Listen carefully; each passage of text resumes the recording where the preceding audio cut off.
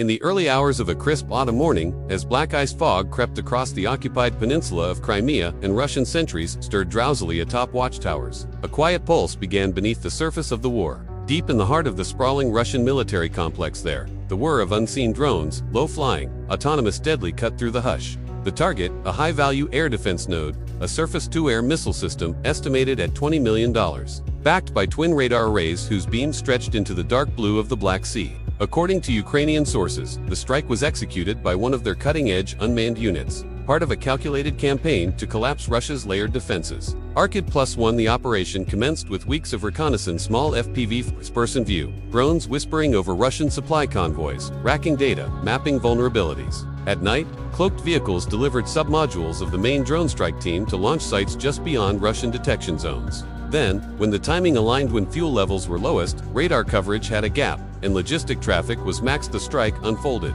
In the dark, a swarm of unmanned aircraft rose, crossed the front line, slipped past early warning radars, and struck with surgical precision. The missile system, an advanced model of the Pantsir S-1 family, exploded in a hail of metal and fire. Simultaneously, the radar towers flashed and blacked out, their I-beams extinguished. Ukrainian intelligence said the missile system was a key link in Russia's defense of Crimea.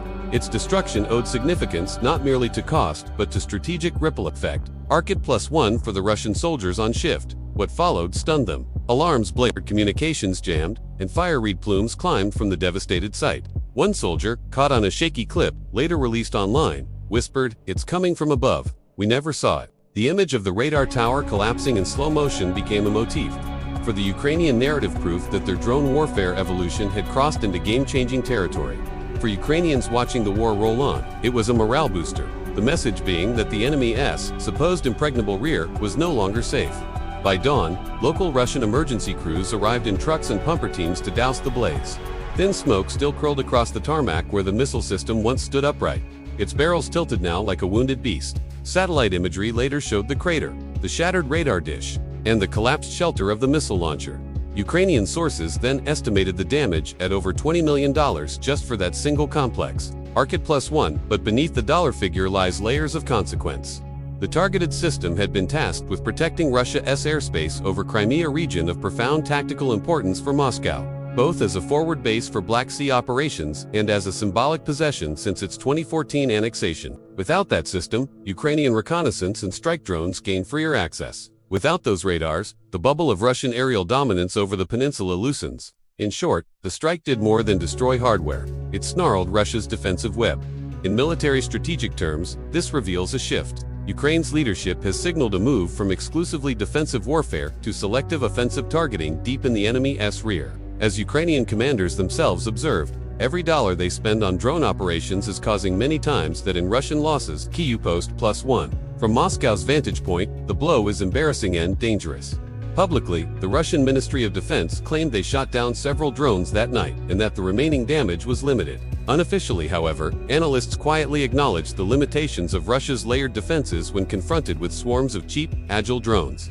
The vulnerable radar and missile sites are expensive to replace and require clear day hours and heavy logistics to restore. Worse still, morale among Russian crews reportedly took a hit. The idea that a safe base was struck from the air unsettles troops long accustomed to rigidity and routine. The Ukrainian strike also carries a message to the West.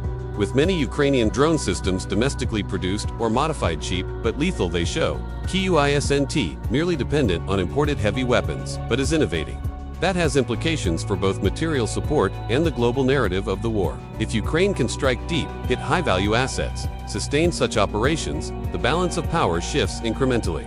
For the soldiers and engineers on the Ukrainian side who designed, assembled, launched, tracked, and analyzed this strike, there are human stakes too. The long hours, the risk of discovery, the stress of targeting a live site deep in enemy territory, all of that converged in the victory of impact. One drone technician later said off the record that seeing the missile launcher burn felt like knocking a piece out of the enemy's shield. Yet the story does not end with the explosion.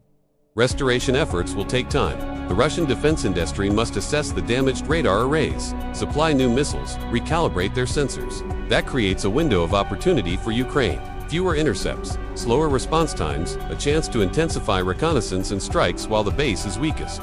In war, temporary windows matter.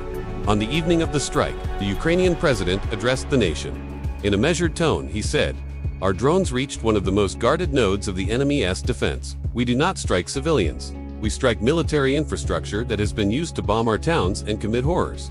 This strike draws a clear line. We will not only repel, we will cut the enemy's hands. Behind those words lay a gamble. Deeper operations provoke escalation.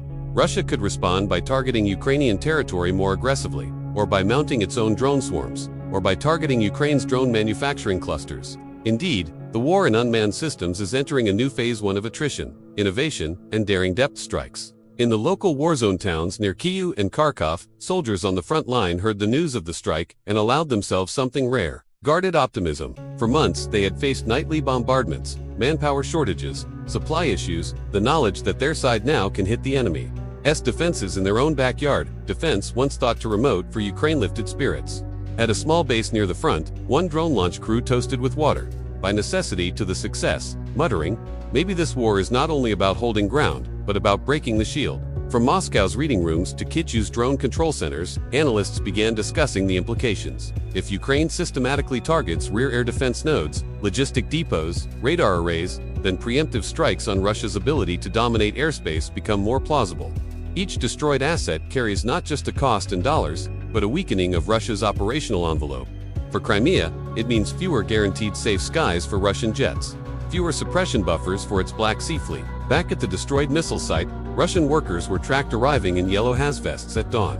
They surveyed the wreckage, snapped photos, loaded equipment into crates for salvage or destruction.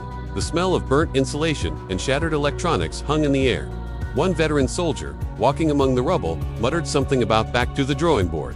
The war, he knew, just changed its tone. For Ukraine, the strike is part of a broader deep strike campaign. The idea that the border is not the limit, that integrated drone warfare can reach far, hit valuable targets and force Russia to stretch its defenses ever wider. It also sends a message internationally, to allies, to funders, to adversaries that Ukraine's technological and strategic edge is evolving.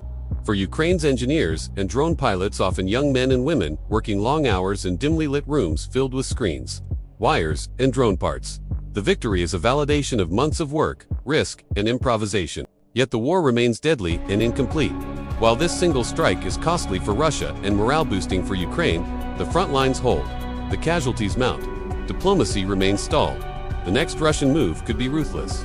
Satellite imagery shows Russian backup systems being rushed into repair, new radar trucks arriving, and patrols thickening near Crimea.